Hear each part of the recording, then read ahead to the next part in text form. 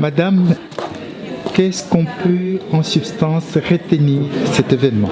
Pour moi, c'était un événement déjà qui répond aux attentes, parce que le but était d'avoir des échanges.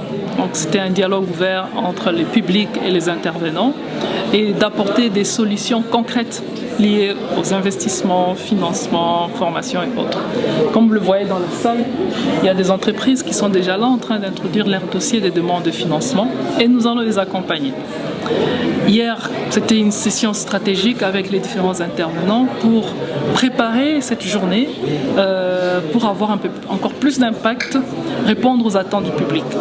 C'était une très longue journée, vous avez bien vu que le public est resté patient, c'était quand même de 12 heures et là il est 19 heures. Tout le monde est encore là. Pour moi, ça ne peut être que une réussite et ça nous motive encore plus, Crédassure, de continuer à connecter, de continuer à travailler dans cette diplomatie économique qui rassemble les différents réseaux, qui rassemble les différents intervenants, acteurs politiques, diplomatiques, académiques et tout, secteur privé et public, pour trouver des solutions dans les cadres du développement de l'entrepreneuriat durable et des investissements durables. Pour moi, c'est une journée qui est réussie. Quels sont justement les moments forts? Qu'est-ce qui vous a le plus marqué?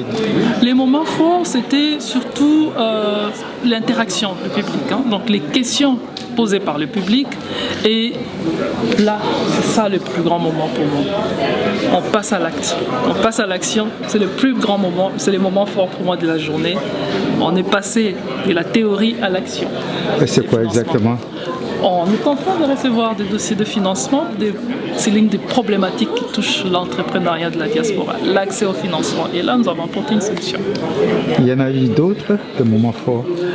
D'autres moments forts, c'est réaliser que c'est un samedi. Après un jour férié, beaucoup d'entreprises ont fait le pont, mais tout le monde a répondu présent. Pour moi, c'est aussi un moment fort de voir la présence massive des entreprises même l'Union africaine, est présente aujourd'hui. Ils étaient là hier et aujourd'hui. Donc tous ces acteurs qui ont accordé de l'importance, les diplomates, les entreprises venant de partout, Luxembourg, Pays-Bas, de l'Angleterre, pour un événement comme celui-ci. Donc pour moi, tout est fort pour moi pour aujourd'hui.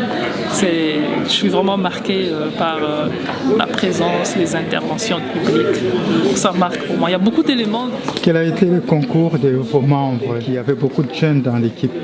Ah oui, les membres Crédassure travaillent vraiment dans une dynamique. Tout le monde suit. On est tous dans la même logique, même dynamique et on travaille sans arrêt.